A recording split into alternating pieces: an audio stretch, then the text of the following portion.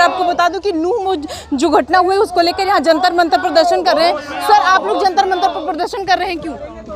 ये जो नूह में जो हिंदुओं के खिलाफ जो जिहादियों ने उनके ऊपर जो आत्मघाती हमले किए हैं, कुछ हमारे पुलिस वाले भी इसमें क्षति पहुंची है, कुछ हमारे होमगार्ड्स भी उनकी मृत्यु हुई है, तो उनके सम्मान में हम ये मार्च निकाल रहे हैं। और ये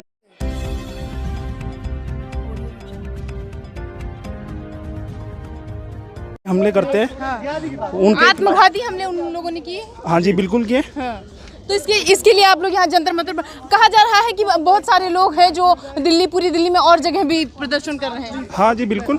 जो इनके अपने केंद्र जहाँ हम चालीसा करते हैं वहाँ पे हम शांतिपूर्ण अपना प्रदर्शन कर रहे हैं। सर, क्या कहना चाहेंगे चूंकि आप लोग यहाँ पर आज धरना दे रहे हैं? हम लोग जो नूह की घटना हुई है और उससे पहले दिल्ली की जो घटना हुई है नांगलोई में, इसके विरोध में यहाँ पर और भी लोग हम उनसे बातचीत करते हैं।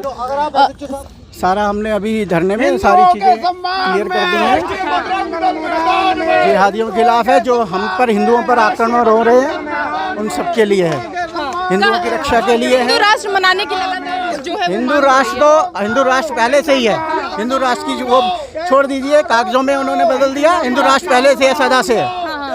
तो आप लोग क्या चाहते? नहीं, हम किसी को वो नहीं हटाने के लिए कि हिंदुओं की रक्षा की जाए, कानून बनाया जाए। उनके जो आतंकी प्रवृत्तियां हैं, उनकी जो किसकी आतंकी प्रवृत्तियां हैं? आतंकी सारे आतंकी प्रवृत्तियां हैं, लोगों को मारा जा रहा है।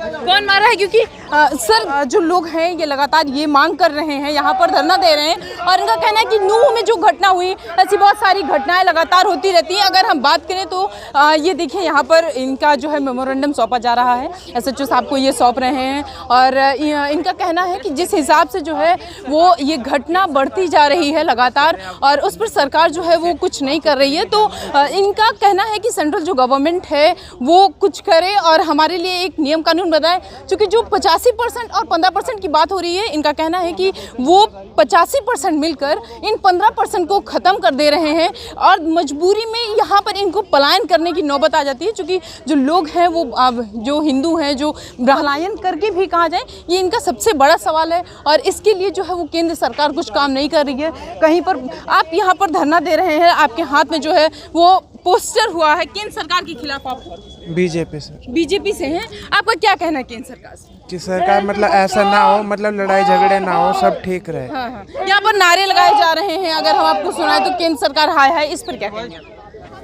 मतलब यहाँ पर नारे लगाए जा रहे हैं केंद्र सरकार को लेकर। बीजेपी सरकार को लेकर केंद्र सरकार पर आप लोग कह रहे हैं बीजेपी सरकार। सर, यहाँ पर जो है आप लोग केंद्र सरकार के खिलाफ जो नारे लगा रहे हैं, क्यों? जी, नारे की जो भी स्थिति है, नारे की जो भी स्थिति है वो सारा आपके सामने, सारा जो सारांश है वो सब आपके सामने। जिस तरह से हरियाणा के अंदर नूह के अंदर जो बर्बरतापूर्ण हिंदुओं के ऊपर अत्याचार किया गया, अंतर्राष्ट्रीय हिंदू परिषद, राष्ट्रीय बजरंग दल उसका कड़ा विरोध करता है।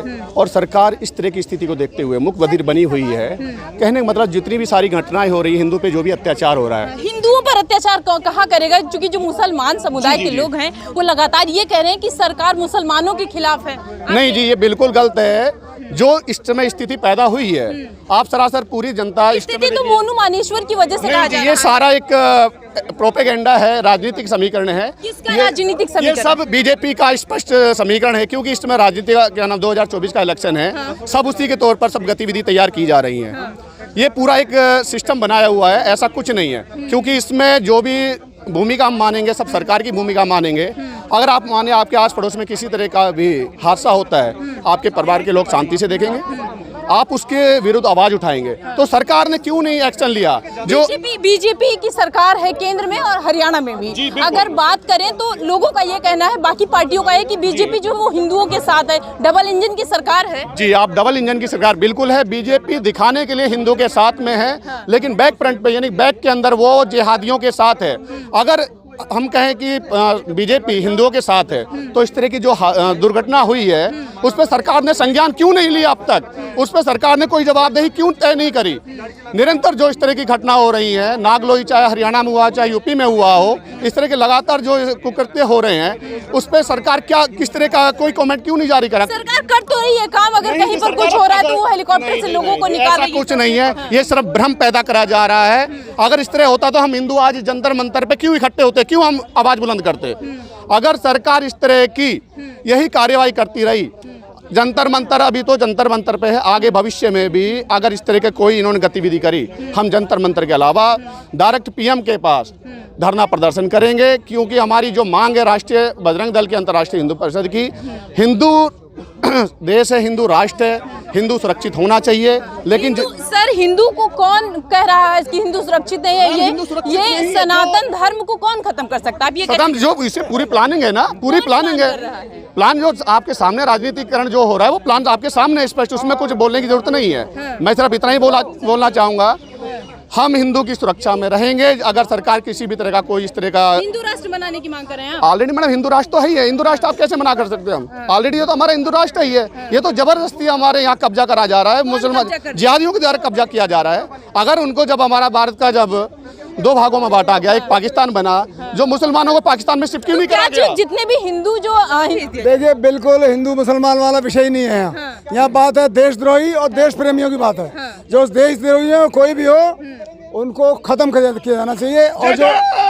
और जो देश प्रेमी है, जो राष्ट्रवादी है, हिंदू मुसलमान की कोई बात नहीं है। तो सरकार तो आप लोगों के साथ ही है ना, डबल इंजन की सरकार है हरियाणा में। हाँ, तो अपनी सरकार से तो बात कर रहे हैं हम, और अच्छा काम करें। केंद्र सरकार को भी आप करें। अरे हम केंद्र सरकार हमारी, हम उन्हीं को कह रहे हैं अच्छा काम करो भाई। तो वो तो पहले से अच्छा काम कर रही है ना, वो तो पहले से आपके साथ और अच्छा करें। और अच्छा कैसे करेंगे? नहीं, मैं बता रहा हूँ, ये मुसलमानों की बात ही नहीं। कौन कहता है हमारी सरकार है? हमारी सरकार अगर होती तो क्या यात्रा निकालने पर पत्थर पड़ते? नागलोई में हुआ, यात्रा निकलने पर फूल भी तो बरसाए जा रहे हैं, तो हम उसका स्वागत कर रहे हैं। अगर यात्रा पे फूल बरसाए जा रहे हैं तो उसका स्वागत है, लेकिन अगर पत्थर बरसाए जा रहे हैं तो उसका विरोध है। उसका विरोध करें बिल्कुल। और रही बात, अभी आपने हिंदू राष्ट्र की बात किया है, भारत हिंदू राष्ट्र के नाते ही था, क्योंकि बंटवारा हिंदू और मुसलमानों के नाम, वसुदेव कुटुंबकम, वो नहीं चलेगा। वसुदेव कुटुंबकम आप जानती हैं, इतिहास हमारा रहा है, हमारा इतिहास रहा है कि पृथ्वीराज चौहान जी 17 बार जिसको छोड़ा था वही उनको मारा था। कहाँ से वसुदेव कुटुंबकम? ये गलत तथ्यों से इतिहास को छेड़छाड़ के, गलत तथ्यों से नहीं। यहाँ भारत देश है, यहाँ पर सारी जाति के लोग रहेंगे, सब धर्म के लोग रहेंगे। जाति यहाँ है ही नहीं, यहाँ हिंदू हैं, मुसलमान हैं। कोई कहता है जाति नहीं है, कोई कहता है यहाँ पर सब फैलाए हुए हैं। नहीं, ये सरकार का प्रोपोगंडा है। कभी कश्मीर को सरकार का प्रोपेगेंडा है कि मुसलमान, हाँ, जी, कभी कश्मीर को कश्मीरी ब्राह्मण बना देते हैं, तो कभी मणिपुर में मैतेई समाज बना दिया, उनको भी हिंदू नहीं बताया।